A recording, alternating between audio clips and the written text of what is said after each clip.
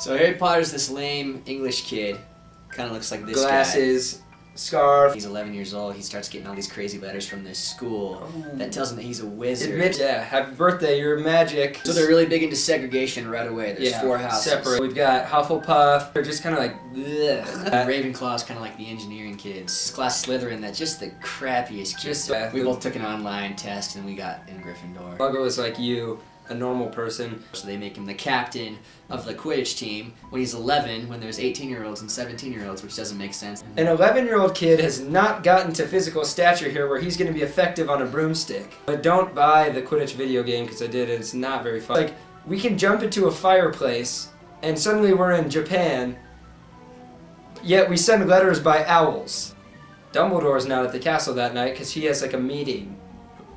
I just like to know who he keeps meeting with. So Voldemort's on the back of Quirrell's face. So Yeah, I'm it's like, Quirrell. Voldemort randomly on the back of this guy's head. So the second year comes around and Harry and Ron. That's what we're dressed as. From a guy named Tom Riddle.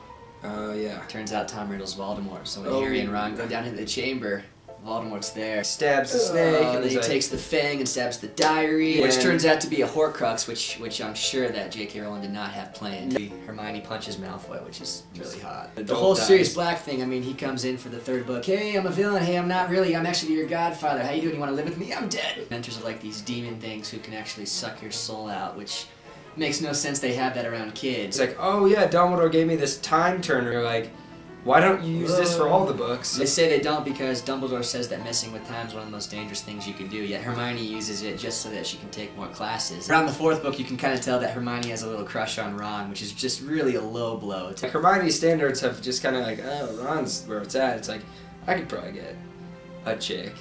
Seems like they're just really risking these kids' lives for entertainment.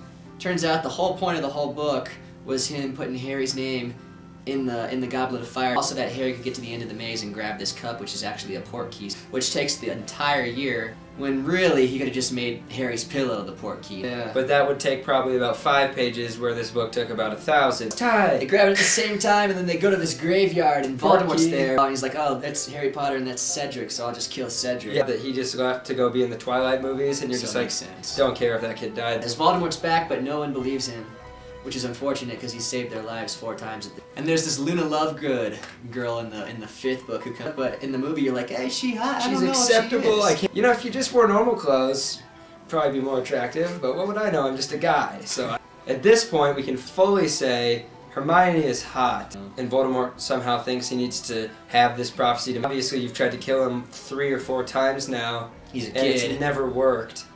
It's probably him. And Harry and all his kid friends are there fighting the darkest wizards in the world. You're the worst, literally the worst wizards ever. Like, these kids are 14 years old. So around the 6th book, Ron starts going through his little bad boy phase where he starts making out with a bunch of different chicks. Yeah. This is the book where we're kind of introduced to Horcruxes. Killing someone, you can split your soul up.